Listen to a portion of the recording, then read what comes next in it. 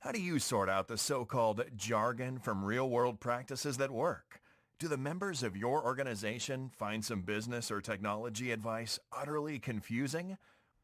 Welcome to Real Talk with Sam Holcman.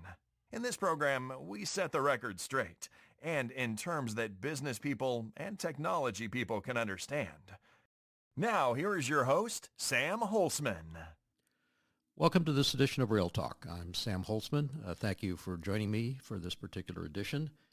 And this particular edition, we're going to be talking about a symptom rather than a cause.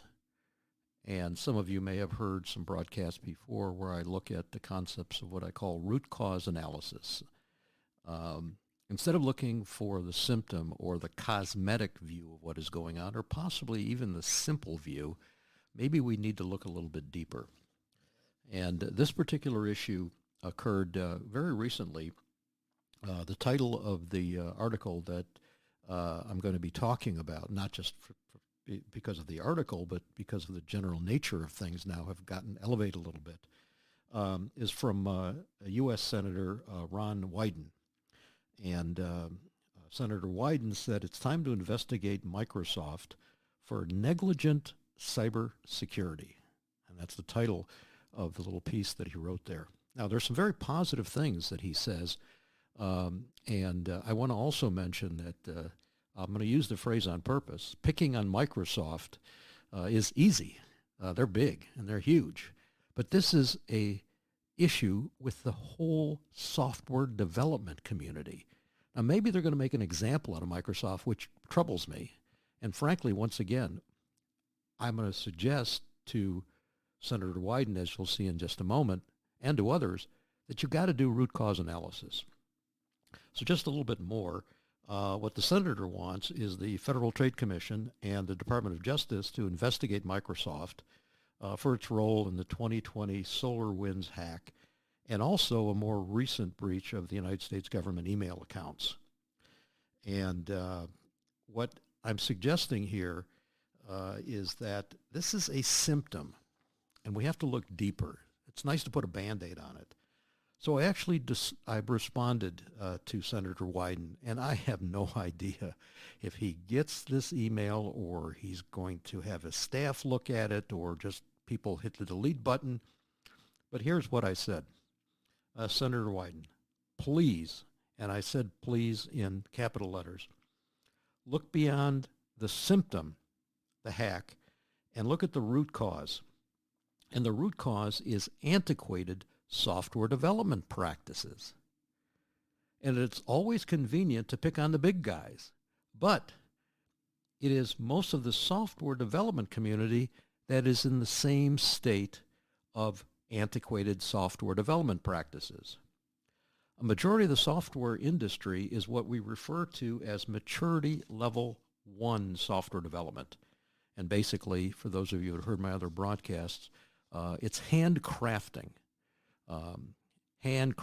make to order.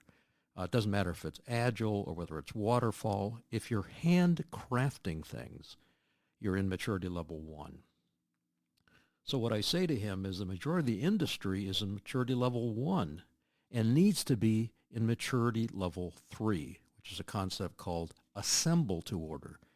In our daily lives, your daily lives, outside of information technology, it is everywhere. The concept of assembling rather than making is extremely, extremely popular. And if I can suggest something very strongly, which of course our clients are seeing, mass customization of products and services in quantities of one, the ultimate in personal types of understandings and products and services, and of course, satisfaction.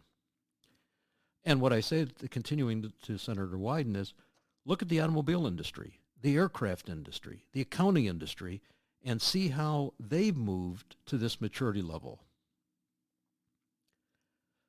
Unfortunately, what has caused them to move, and this is my point to Senator Wyden, hasn't been a volunteer action on the parts of any industry that I've been able to find.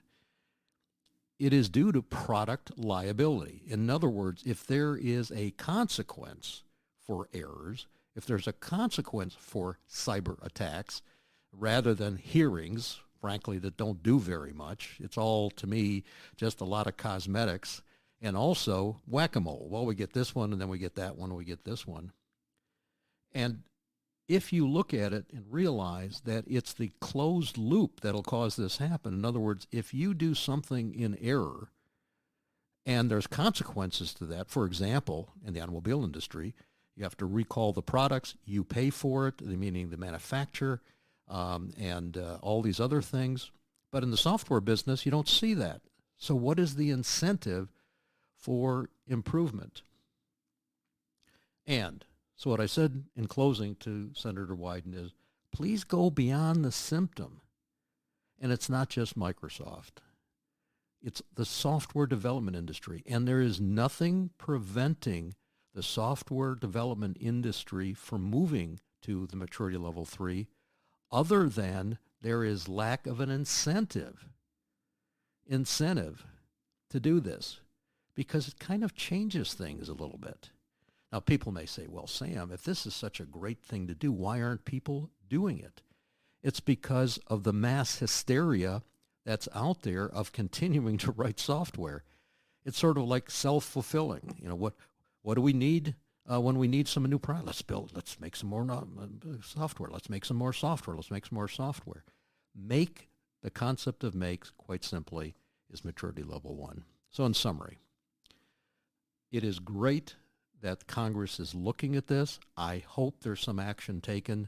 And what I don't want, let me be very clear, I don't want the legal community to force the software community into this other maturity level, meaning maturity level 3.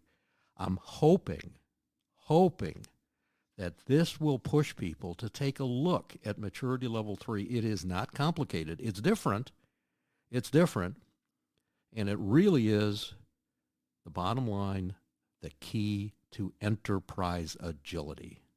So let's take this opportunity here in these hearings to get people to recognize what the root cause is and move the organization to this new maturity level. And those that are paying attention will obviously have first mover advantage. Thanks for listening. Thank you for tuning in to Real Talk. Be sure to join your host, Sam Holcman, again for another edition of our program. We'll have more real topics of discussion then.